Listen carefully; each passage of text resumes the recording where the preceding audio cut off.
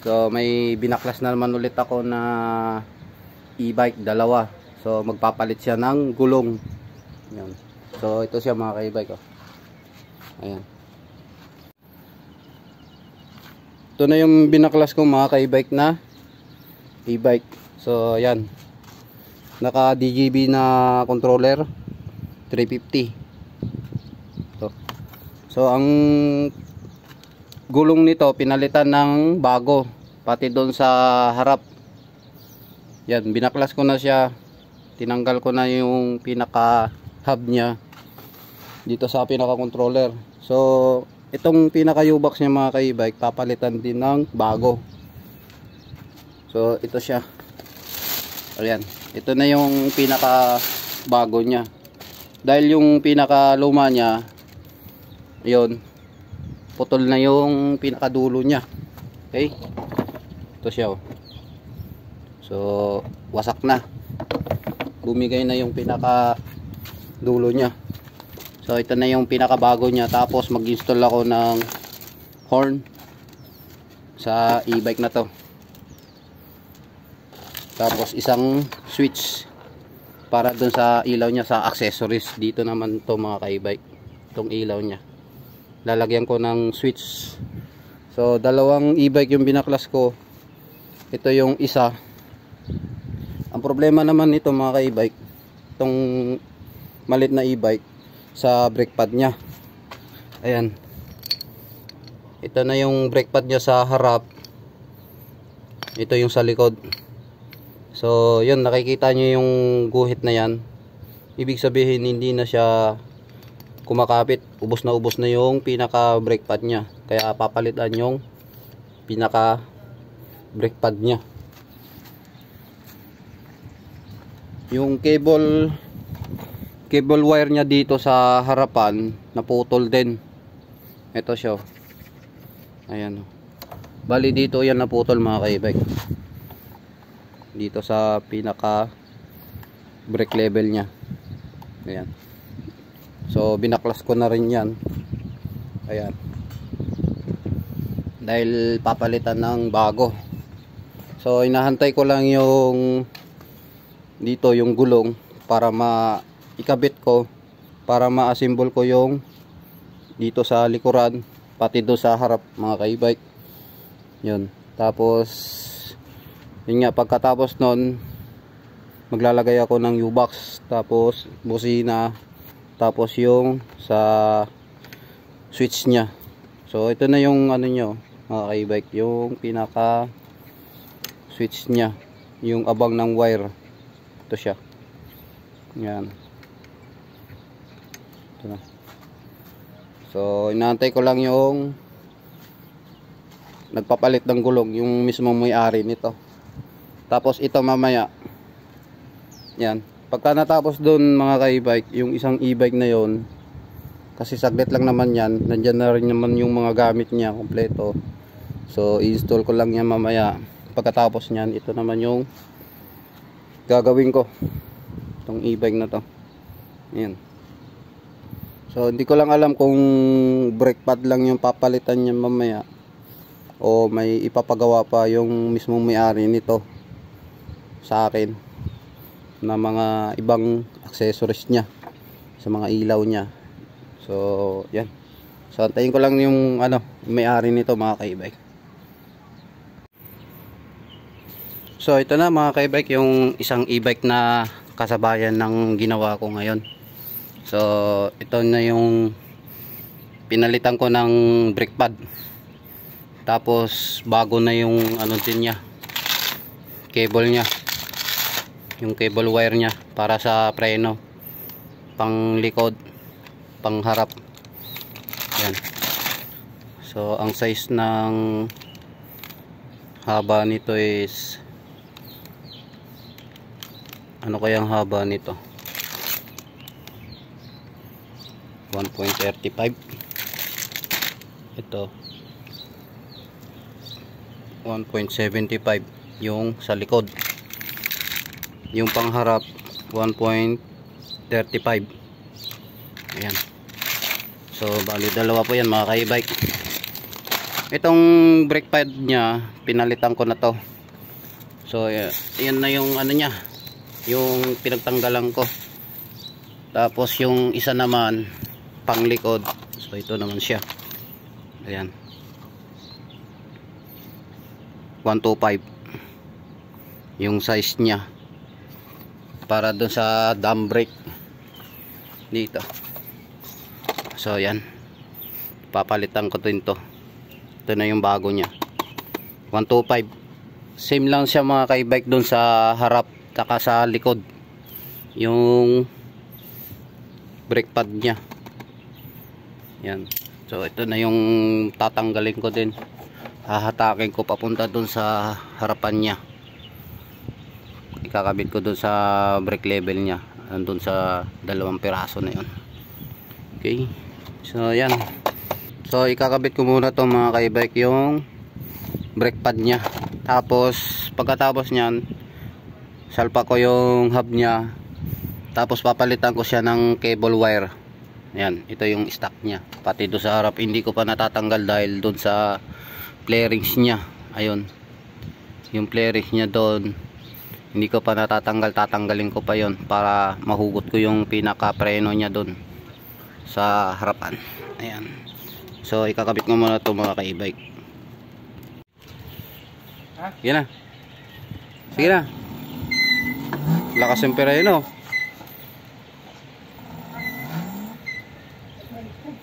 Ha?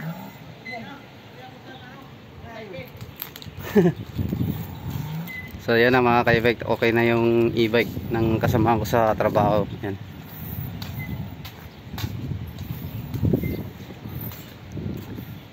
Luwagan mo lang yung preno. Saan ba malakas? Sa likod? Yung harap? Yung likod sakto lang. Hindi, yung ano, harap malakas. Giluwagan natin. Saan yung maingay? Pag mo i-preno. Sa likod nga yata eh. Nga, wow.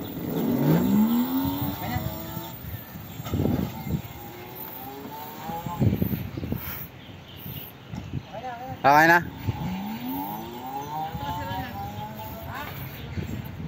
So, yan na mga ka-e-bike. Naikabit ko na yung preno kanina. Tapos yung mga accessories niya. Tapos yung ano niya, yung mga flarings. So, tapos na yung e-bike na ginawa ko. Ayan. So, ito yung door namin.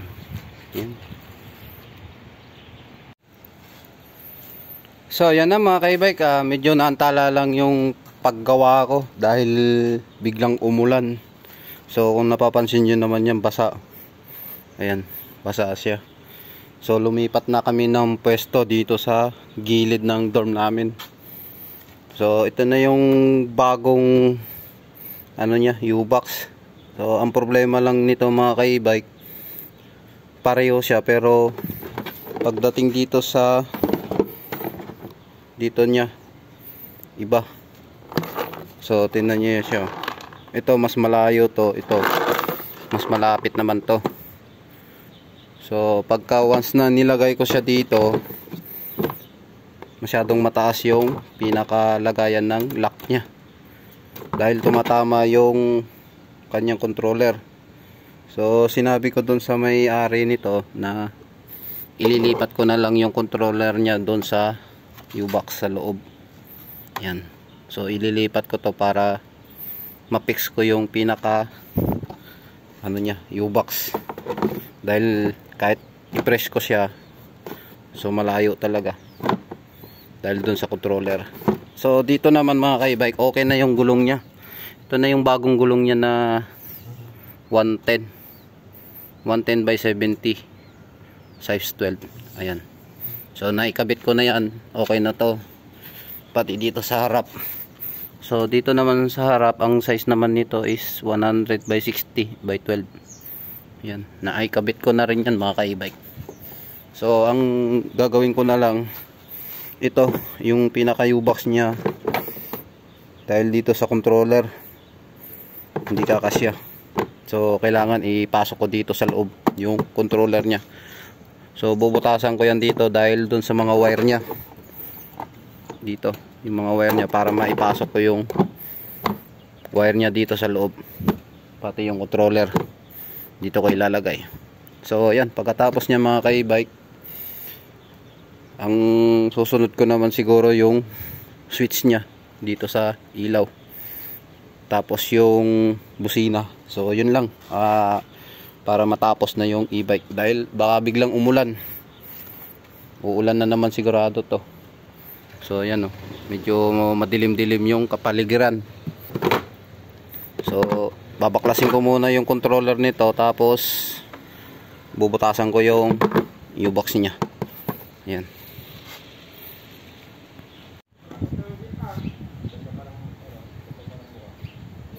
So yan na mga ka-e-bike, tapos na yung e-bike niya. So ito na yung in-install ko na switch para dito sa accessories niya, dito sa likod. Tapos yung busina niya na stock, so ito tinanggal ko na. Ito na yung stock niya na busina. So pinalitan ko na siya ng busina na parang suso. So nilagay ko siya dito ko siya nilagay, tapos yun, inayos ko na yung wiring dito. Ito na yung wiring ng busina niya papunta doon sa loob, kasi naka lithium naman to, maluwag naman yung pinaka box niya doon sa loob, kaya nilagay ko doon sa loob. So yan, okay na yung dalawang gulong niya sa likod saka sa harap. So pagdating naman dito, itong U-box niya, so check natin yung U-box. Ayan, ito na yung bagong U-box niya, yun ang luma. So itong bago, ginawa ko dito mga ka-e-bike, yung controller niya, ito pinasok ko na dito mismo sa looban ng kanyang U-box para kumasya yung pinaka box niya na to. Tapos yung breaker niya na 150 amperes, so inilagay ko na dito, tapos tinali ko siya ng cable tire, nilagyan ko ng tornilyo para hindi siya bumaba. Ayan. Okay, so dito na, ini-wiring ko na dito. Yan, ito na yung ignition switch niya, lahat sa hall sensor, phase wire, negative, positive. Tapos yung sa throttle, sa 1, 2, 3 nya. So ito naman yung sa alarm nya. Okay, so lalagyan ko pa pala to ng screw, so dalawa para hindi siya kumalog. Ayan, so yan na siya mga ka-e-bike, okay na siya. So try natin siya ngayon, susi natin, ignition natin siya mga ka-e-bike, check natin lahat yung mga accessories nya, pati yung accelerator nya. So pandarin natin muna siya. Ayan, naka 1, 2, 3. Ayan. So okay na. Tapos yung switch na ginawa ko, ito on natin. Ayan. So ito naman yung purpose niyan, itong ilaw, steady lang siya na kulay blue. Pag pinatay ko naman yan, ayan, ayan siya. Tapos yung busina na in-install ko mga ka-e-bike, ito dito siya sa loob, doon ko siya inilagay, naka-screw yan doon sa may pinaka box nya, doon sa pinaka loob. Ayan.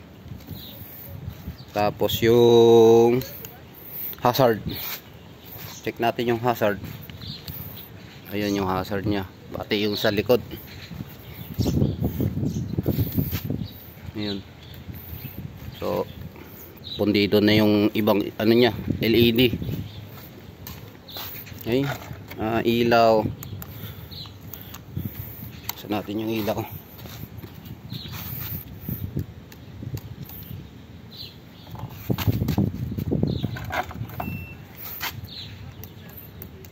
Ayan, mga ilaw nya. So gumagana na siya.